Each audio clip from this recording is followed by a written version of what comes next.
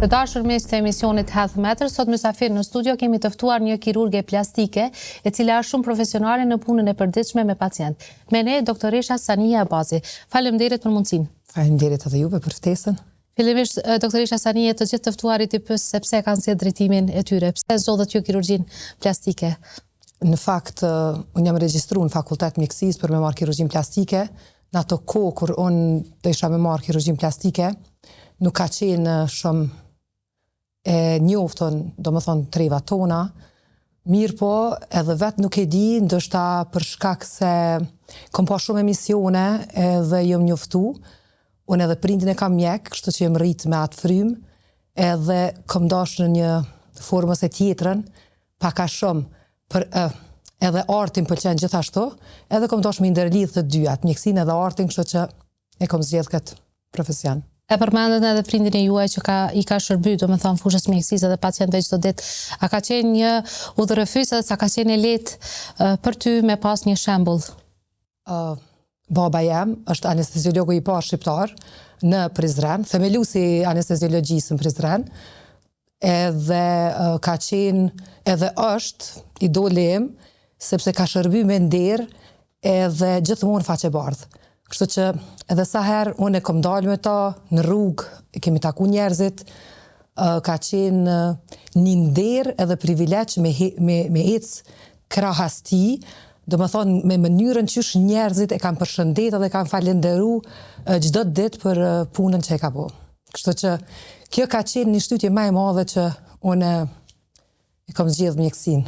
Do më thonë çdo ditë, kur edhe je sfidu se a jetu e bo një zgjedhje të mirë, ose a ke bo një zgjedhje të mirë, do më thonë kjo ka qenë ajo ideja, ajo mendimi dhe koncepti yt që ti ke funksionu me ta. Do më thonë babi yt, idolli yt. Po, patjetër. Doktoresh, a është sfiduese për një grua të jetë kirurge? Edhe cilat janë ato prapavijat që ndeshesh çdo ditë me to? Është shumë sfiduese. Nga vetë fakti që je femën, mandi me qenë femën e re, edhe e arritun, e ndështë tabu, jo vetëm të ne në Kosovë, po gjithkohë në botë, është sakrificë e madhe, është edhe mundi madhë, se për me arrit një diçka që një mashkull e arrin, një femën do të me punu 3 fesh ose 4 fesh më shumë. Duke e ditë mentalitetin njerëzve në vendin tonë, si akceptojnë ata një femër kirurge në punën e përditshme që e ki me pacient? A e kanë të vështirë? Është të vështirë me bind një person, pa marrë parasysh është i ri, është i vjetër, është femër ose mashkull, është shumë e vështirë me bind që te kime kry një punë edhe kime qenë në nivel si një mashkull tjetër. Është pak e vështirë, më thash, nuk është kjo tabu vetëm në vendin tonë, është gjithkohë në botë, edhe po i shoh disa video që përçarkullojnë në rrjetet sociale, që në momentin që të shohin për shembull pacientat edhe dukesh më e re, atëherë hezitojnë edhe mendojnë që po bisedojnë me një person që ndoshta nuk ka shumë eksperiencë, po në fakt që nuk është as pak e vërtetë. Kështu që është më vështirë, mirë po kemi arrit me të i kalu edhe atë pjesë më mërmendja.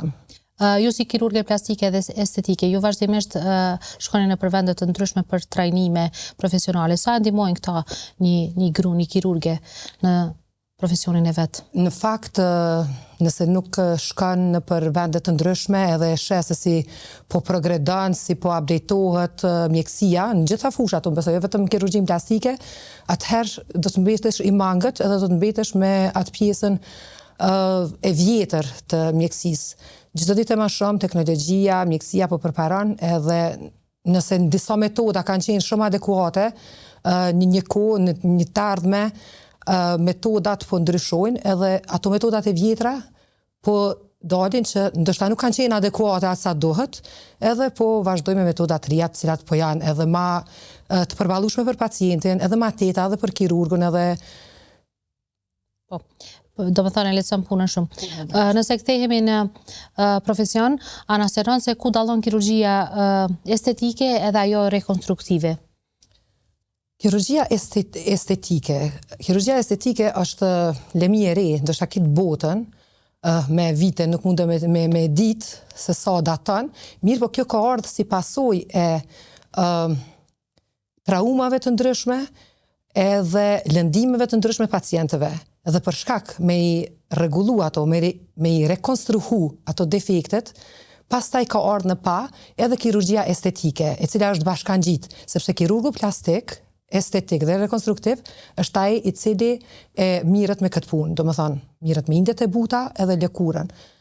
Në vendet, për shembull, që kemi mungesë të indit, mungesë të kockës, mungesë të hundës, të cilat humben në aksidente të ndryshme, trauma të ndryshme, kafshimet e qenit, për shembull, që kemi me pas rastin shumë, ose humbjen e veshit, ose nga karcinomat e ndryshme, kanceret e lëkurës. Në ato momente ka ardhur në pa kirurgu plastik, i cili ka marrë një pjesë të lëkurës ose një pjesë të muskulit bashkë me lëkurë, edhe ka vendos, është mundu me kriju një pjesë e cila ngjason me, domethënë, gjymtyrën e cila nuk ekziston më. Edhe nga ajo ka ardhur në pa që nëse ti mundesh si kirurg plastik me rregullu një diçka të tillë, një gjymtyrë të humbur, ose e cila mungon, ose më parafru asaj, atëherë mundesh edhe një problematik të vogël, një detaj të vogël, ose një kompleks me rregullu te pacienti i cili për shkak të atyne problemeve, do më thoni mungon edhe ajo vetbesimi ose kompleksi i krijuar vazhdimisht i krijon edhe probleme në psiqikën e tij. Po, sigurisht se nuk dihet rahat. Po si e përcaktoni ju si një profesionist nëse një pacient ka nevojë për kirurgji estetike, cilat janë ato kriteret bazë? Si pacient s'ka nevojë për kirurgji estetike. Në fakt, si një femën që nuk ka nevojë për make-up. Mirë po, ajo është prej secilit person, çka ja shëron një kompleks, edhe pse mos me bo. Edhe unë për veti, kisha bo diçka. Nëse në të ardhmen, kur të plakem, sepse lëkura rrudhet, lëkura e humbe elasticitetin, edhe normalisht që do të ndihesha ma mirë nëse e shoh vetëm pasqyrë, edhe e shoh që jam ma e freskët se sa e rrudhën, ose me çepalla trame. Ose me ndonjë kompleks që të rëndon. Po, pra. Po pikërisht tek këto ndërhyrjet estetike, sa është i rëndësishëm ai aspekti psikologjik i qytetarëve? Para ndërhyrjes apo dhe pas ndërhyrjes? Shumë është i rëndësishëm. Mirë, po duhet me pas parasysh pacienti, se zakonisht kur vinë pacientat edhe në konsult, edhe kur bëjmë pyetje në telefon, për shembull mesazhe të ndryshme, kërkojnë diçka që ata e krijojnë bindjen në kokën e tyre. Nuk do të thotë që çdo herë realizohet ajo që ata e kanë në mendje.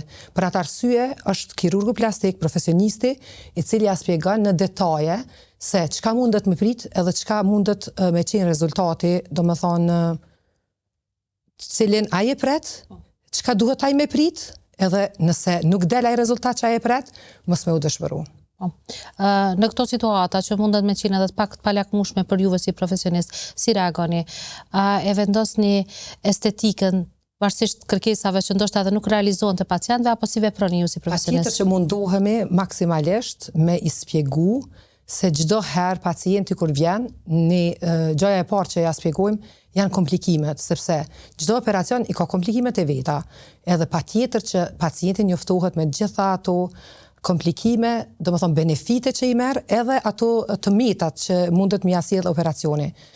Dhe pastaj pacienti vendos se çka. Shpesh herë pacienti vjen me një ide tjetër, edhe në momentin që e bën konsultë me kirurgun plastik, me njëherë e ndron mendjen edhe normalisht që e pranon, sepse ne nuk i themi diçka pa u bazuar në argumente. Gjithmonë e argumentojmë ato pse i themi edhe çfarë metode zgjedhim ne që është më e preferueshmja për ta.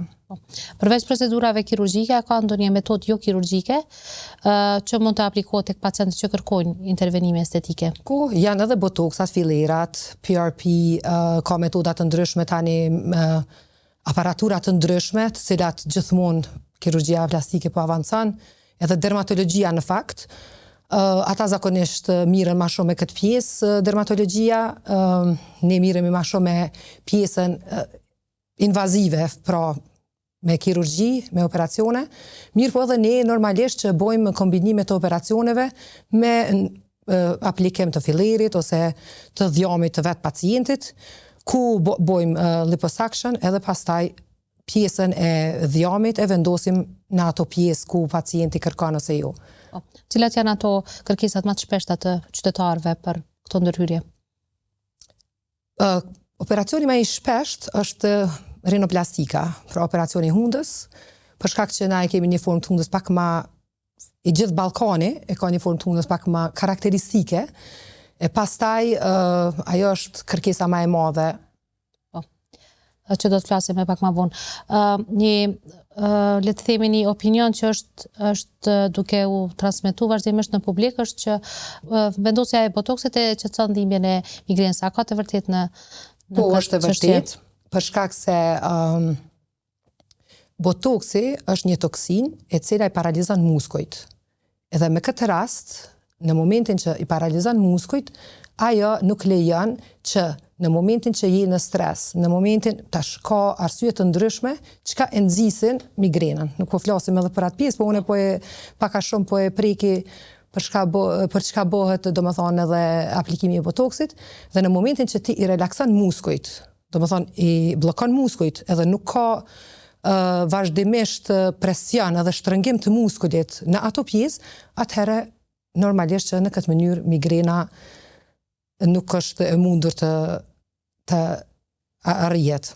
Po për çka tjetër mund të përdoret aplikimi i botoksit që ka përfitim shëndetësor pacienti? Botoksin kohën e fundit e përdorin edhe për shkak të djersitjes së tepërt, të personat të cilët kanë djersitje të tepërt, në ato zona për shembull në këmbë, shputat e këmbëve, në shuplakat e duarve, në sqetull, bëhet aplikimi i botoksit për parandalimin edhe të kundërmimit, edhe të largimit të djersitjes së tepërt. Çfarë roli ka mosha edhe rëndësia e moshës tek ndërhyrjet estetike? Për pacientin nuk ka ndonjë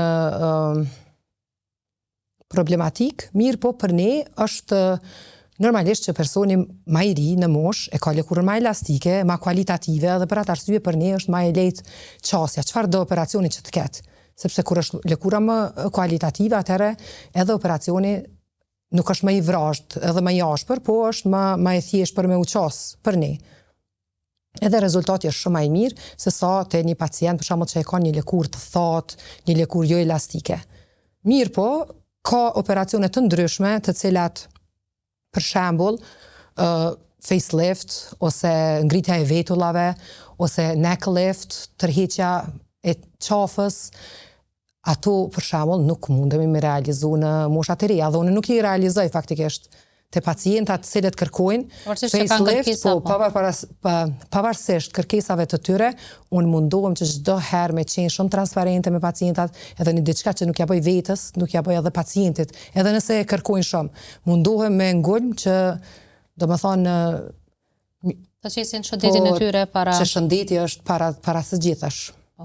A mund të kombinuan disa procedura estetike në të njëjtën kohë? Nëse po, cilat? Patjetër, shumica e operimeve që i bëjmë, pacienti kërkon që me një anestezian t'i kryej disa intervenime.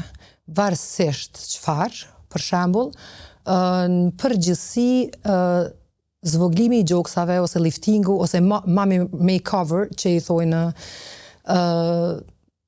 rregullimi i trupit të nënës pas lindjeve, pas përfundimit lindjeve të fëmijëve. Atëherë ka mundësi që i kombinojnë për shembull gjoksa, abdominoplastik, lifting të vetullave, blefaroplastik të sipërme të poshtme, e procedurat ndryshme. Mirë po, sa më pak vraga, aq më mirë rekuperimi edhe më i shpejt, edhe më i padhemshëm për pacientin. Edhe gjithashtu koha e operacionit është më e shkurt.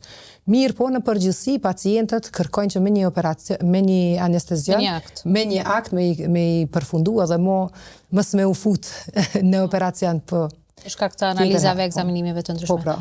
Po si ndikon stili jetesës, si ushqimi, sporti në rezultatet estetike, dhe çka i këshilloni ju pacientët në këto raste? Patjetër që ndikon shumë.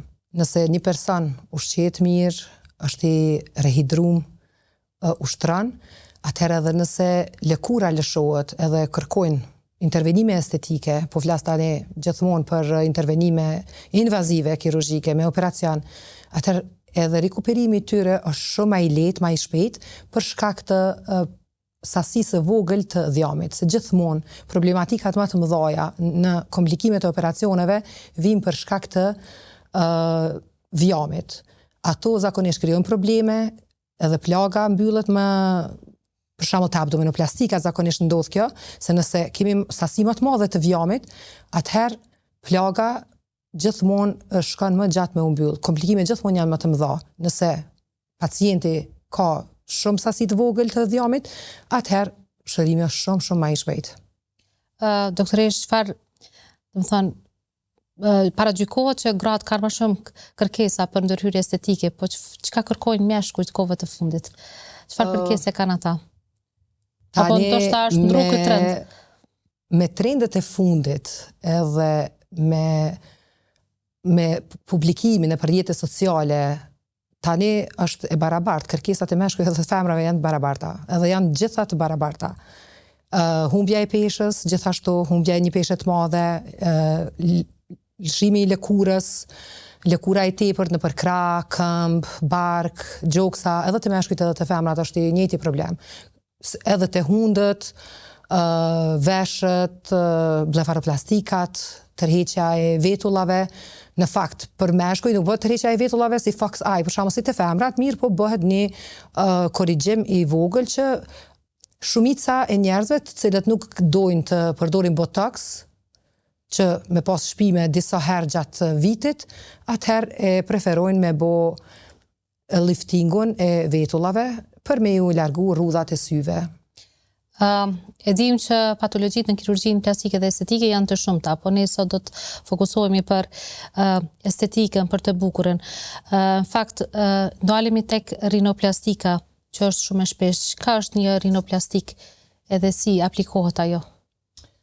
Rinoplastika është operacioni si që cika më herët që kërkohet më së shumti tek ne. Ka pacienta të cilët kanë probleme me gërhatje, kanë probleme me pamundësi ose zvogëlim të frymarrjes, po mendoj se jo pamundësi. Dhe ata pastaj kërkojnë trajtim tek ne ose edhe te mjekët e urrëllës. Tek ne për arsye se zakonisht kur pacienti futet në operacion për të rregullu këto probleme me frymarrje, kanë dëshirë të rregullojnë edhe me atë rrugë edhe hunden edhe estetikën e saj. Kështu që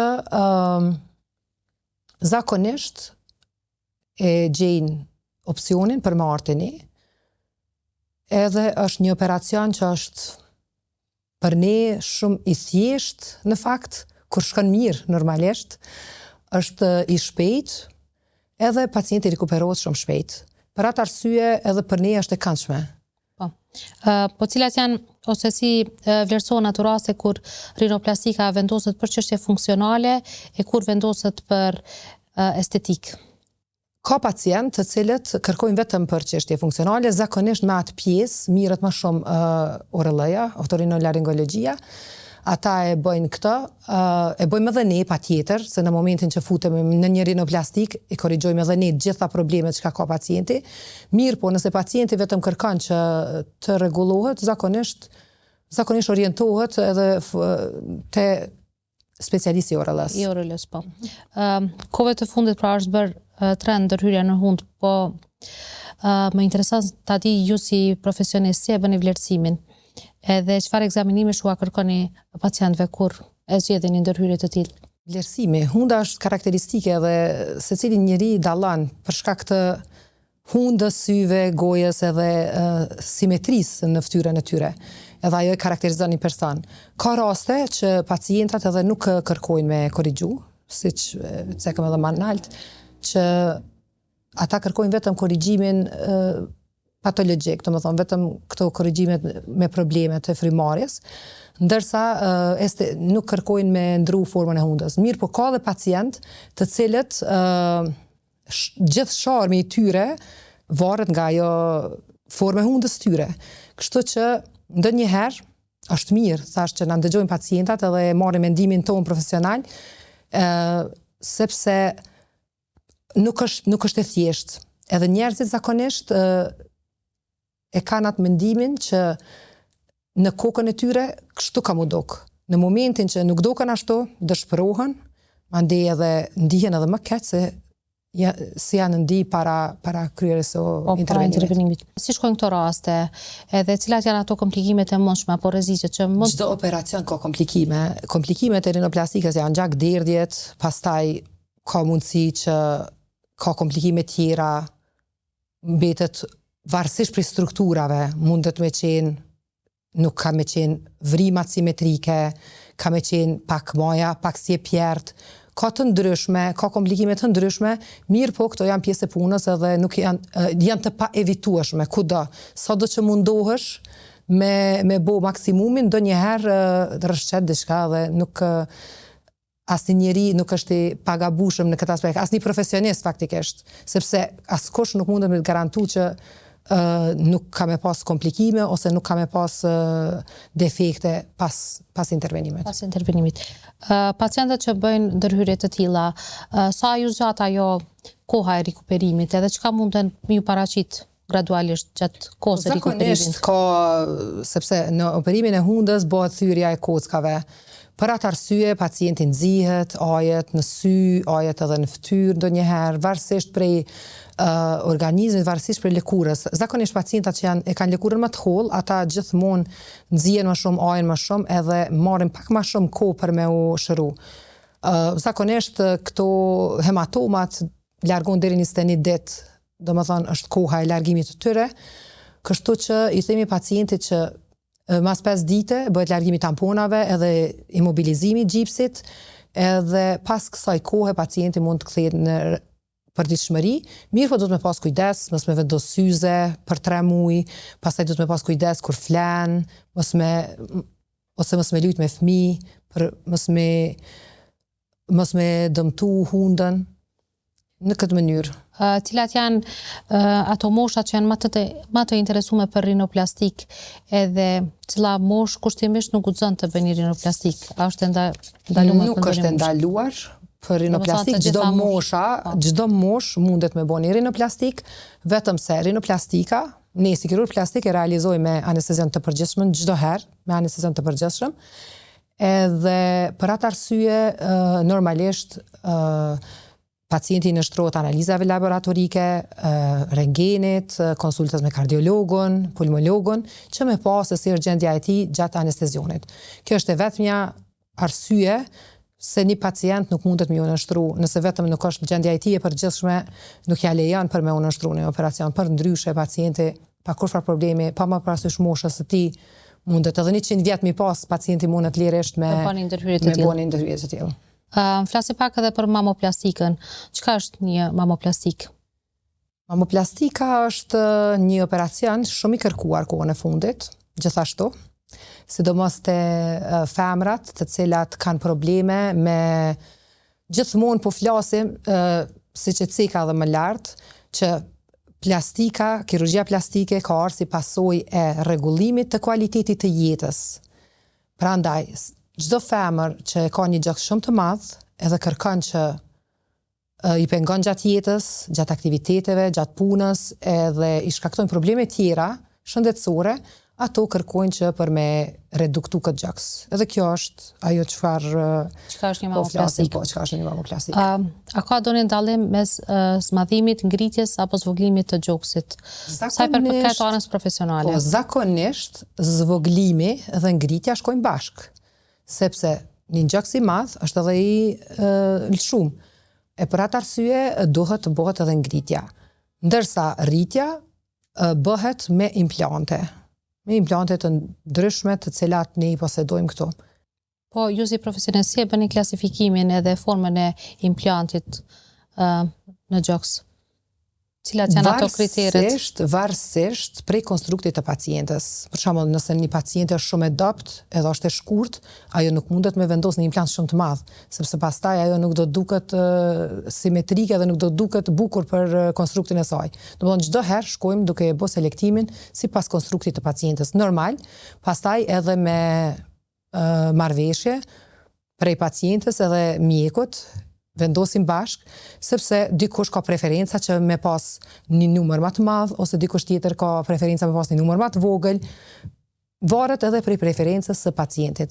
Mirë po, fatmirësisht, gjithmonë pacientat bien dakord me ata çka ne e diskutojmë edhe argumentet cilat çka i propozojmë ne edhe gjitha argumentet cilat na japin, edhe gjithmonë përfundon që domethënë mbetet në punën e profesionistit. Doktorish, pas një mamoplastike, a dëmton ndonjë pjesë e gjoksit apo a humb djeshmëria asaj pjese edhe a zvoglohet aftësia e të ushqyerjes me gji? Gjoksi është domethënë një organ kompleks i cili e lidh nanën me fëmijë mas pari. Pra aty janë gjëndrat e qumshtit, janë gjëndrat dhjamore, edhe ka enë të gjakut edhe nerva normalisht, si çdo pjesë e trupit. Për atë arsye, çdo gjë që prehet, normalisht që ekziston mundësia që do të ngelet e gjëmt. Gjithmonë ekziston mundësia.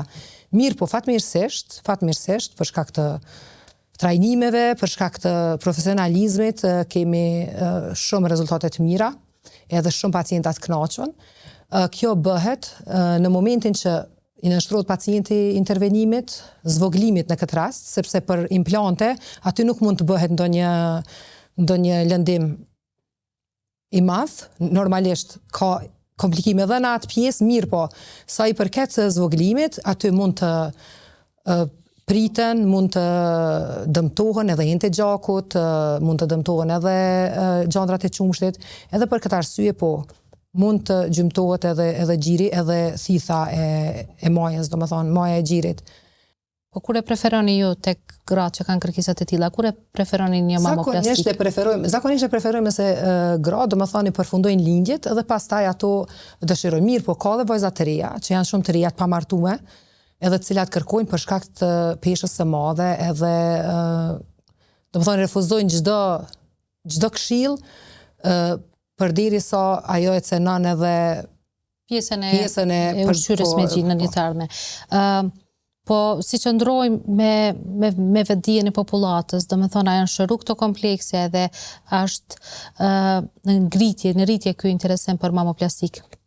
Po, popullata shumë mirë e njoftume, edhe faktikisht është shumë e shprehur interesimi. Shumë janë të shprehur, po.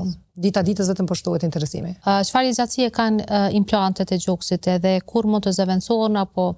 Deri tani studimet kanë qenë deri në 10 vite. Tani tutje janë bërë studime që domethënë implantet qëndrojnë deri në 20 vite. Kjo është jetëgjatësia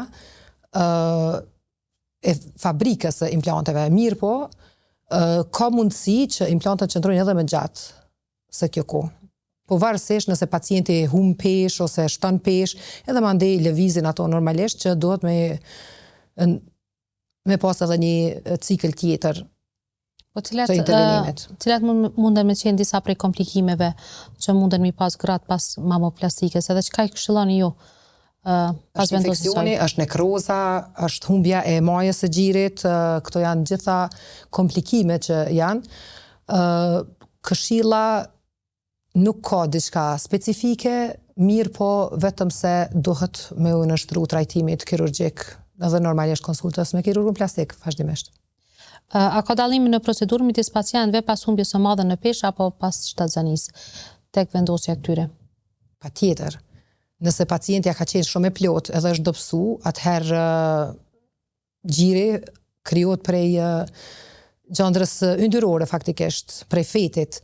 Për atë arsye, nëse humbet peshë, normalisht që ka me u hekë edhe ajo masa yndyrore edhe ka me mbet një pjesë shumë e vogël e saj. Edhe pastaj ka me mbet lëkura shumë hipotrofike edhe normalisht që ajo pastaj kërkon intervenim. A ka ndonjë mbet edhe në këtë çështje që ti si kirurge doje ta hudhje poshtë? Po, mite ka vazhdimisht, sidomos, domethënë pyetja më e shpeshtë është se nëse i vendosi implantet, bëhet kancer, ose nëse eksidoj gjirin, domethënë e zvogëloj, bëhet kancer. Mirë, po kjo nuk është në diçka që qëndron. Faktikisht, nëse ka persona për shembull që diagnostikohen me kancer të gjirit edhe asnjëherë nuk e kanë prek gjirin ose nuk kanë bën ndonjë ndërhyrje diçka tjetër. Nuk do të thotë që kjo mundet me qenë një piknisje ndoshta, mirë po nuk ka diçka të vërtetuar që mundet me qenë kjo arsyeja. Doktoresha, na tregon pak a shumë për gratë si ndihen mas një mamoplastike. Çfarë fjalësh kanë ato? Çdo herë është kënaqësi, çdo herë normalisht kur çdo gjë shkon në rregull, edhe pse edhe kur hiqet një peshë e madhe edhe nëse ka komplikime, atëherë çdo herë ato janë të kënaqura. Çka munden me qenë pa kënaqura ndonjëherë është një vragë vogël ose diçka, një cikatriks, ma i shëmtuar nëse metet e dikush, mirë po që janë gjëra që rregullohen. Gjithmonë lumturia e tyre shihet edhe të shtynë edhe ma shumë me punu edhe në këtë drejtim. Në fakt, është shumë një punë falenderuse. Do të thënë, cilat janë komentet e tyre pas shërimit komplekseve tyre, le të themi. A janë falenderus? Shumë janë falenderus. Nuk di me i thonë komentet tani të ndryshme, mirë po patjetër që janë gjithmonë komentet pozitive. Po për abdomenoplastik, cilat janë kriteret potenciale? Ose kur është ju që një person është i përshtatshëm për me bëni abdomenoplastik? Personi i përshtatshëm për me bëni abdomenoplastik është një person që ka sasi të vogël të dhjamit në trupin e tij, gjithsesi në abdomen. Personat të cilët vendosen me bëj abdomenoplastik, nëse janë të plot, se normalisht abdomenoplastika bëhet e personat të nanat, të cilat kanë lind, lëshimi i barkut për shkak të zgjerimit të madh, strijat edhe lëkura e tepërt e cila krijohet, edhe te personat që kanë humbë peshë të madhe.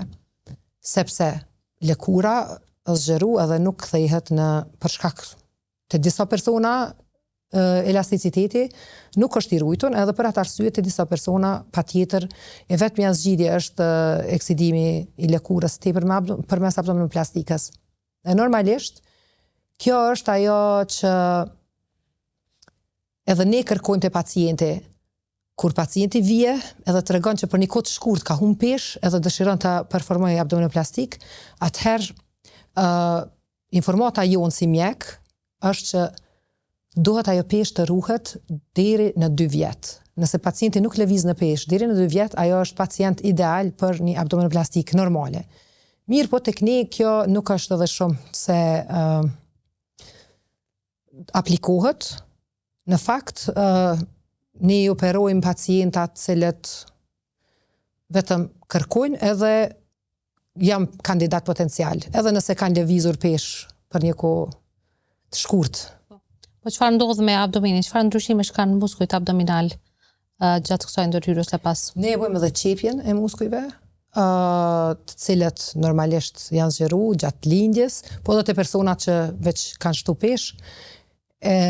Pastaj ata normalisht që e përkufizojnë edhe formën e abdomenit.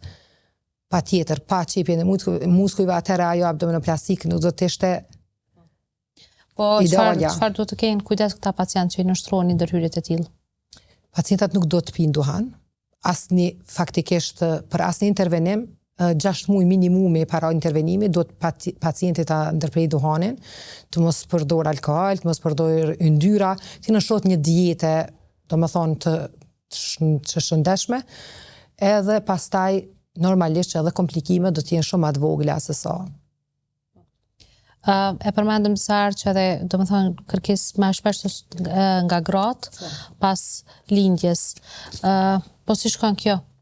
Është një problematik që deshta me cek. Gratë zakonisht shoqet e mia më kanë ftuar shpesh që domethënë unë po lind edhe a ka mundësi në atë akt ta bëj abdomenoplastikën. Jo, nuk është e mundon të bëhet në atë akt, për arsye se barku është shumë i fryrë, sigurisht krejt njerëzit e dinë që në momentin që lind, domethënë ende është mitra e shumë hipertrofike, edhe ajo do të më kontrahu, edhe shkon kohë derisa të kontrahohet edhe të bind, domethënë të ulet niveli i hormoneve, gjitha këto svohi në anën ginekologjike, edhe për atë arsye minimumi për abdomenoplastik duhet kaloj 6 muaj për me qenë kandidat për abdominoplastikën. Ndoshta kishte me qenë ma mirë që bile të kaloj një vit. Mirë, po minimumi do të jetë 6 muaj nga lindja për me u kry procedura abdominoplastik totale.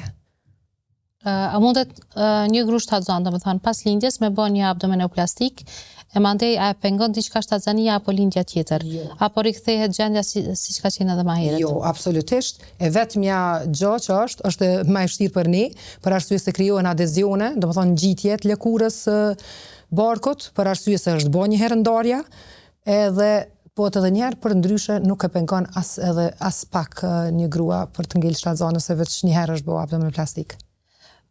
Doktorish, cili është ndoshta një keq kuptim apo mit, ose thjesht një këshill profesionale që kishte pas qef m'ja u jep shikuesve rreth kirurgjisë estetike dhe ndërhyrjeve të reja? Gjithmonë e them, do të më qëndru gjithmonë afër natyrales, jo mu bo si dikush tjetër, se dikush është tjetër është, po ti e vetëm ti, edhe e bukura e asaj është se njerëzit dallojnë, se me qenë këtë njerëzit njëjtë, atëherë nuk kishte me qenë interesante jeta. Kështu që po, pajtohem, sepse dohet me i shëru komplekset, me bo një ndryshim, me fresku vetën, mirë po jo me u bo gjithë njëjtë, edhe jo me marrë trajtim nga njerëzit jo adekuat, edhe njerëzit jo profesionist. Sepse kjo është, do më thonë, organizmi jonë, vetja jonë, do të me dasht vetën. Po shohemi çdo ditë që njerëzit po marrin tretmanet e njerëz jo kompetent, jo profesional. Sa ju pengon juve si profesionisht të kësaj fushë? Jo, neve nuk na pengon absolutisht në atë aspekt, sepse ata persona gjithmonë përfundojnë tek ne, po fatkeqësisht është se pacientat, ata persona maltretohen pastaj, sepse një gabim që ndoshta është shumë i thjesht, ju kushton atyre shumë. Edhe kohë gjatë për rikuperim. Faleminderit shumë për këto këshilla kaq profesionale që i ndave me ne. Faleminderit edhe juve.